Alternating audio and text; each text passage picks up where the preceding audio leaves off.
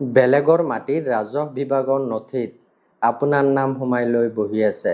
ভাবিছে নেকি মাটিখিনি এতিয়া মোৰ?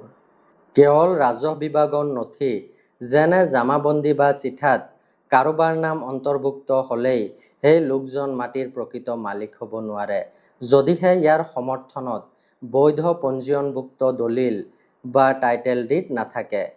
জামাবন্দী বা চিঠাত থকা নাম কেৱল মাটিৰ ৰাজহ সংগ্ৰহৰ উদ্দেশ্যেহে ব্যৱহাৰ কৰা হয়। ই কোনো মাটিৰ প্ৰকৃত মালিকীস্বত্ব নিৰ্ধাৰণ নকৰে। আছাম লেণ্ড এণ্ড ৰেভিনিউ ৰেগুলেশ্যনৰ নিয়ম অনুসৰি জামাবন্দী বা চিঠাত নাম থকাৰ কিছু প্ৰাসংগিকতা থাকিব পাৰে, কিন্তু ইয়াক মালিকীস্বত্ব প্ৰমাণ কৰাৰ একক আৰু চূড়ান্ত নথি হিচাপে গণ্য কৰিব নোৱাৰি। এই কথাখিনি যে ক'লো, গুৱাহাটী হাইকোৰ্টে এটা গোচৰত 4/6/2026 তাৰিখে দিয়া এটা ৰায়। গোচৰৰ সবিশেষ মোৰ ভিডিঅ'ৰ স্ক্ৰীণত।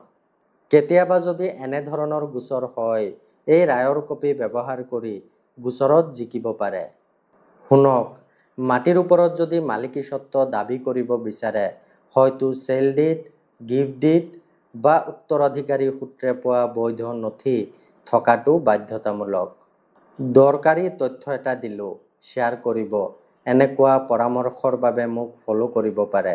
ধন্যবাদ।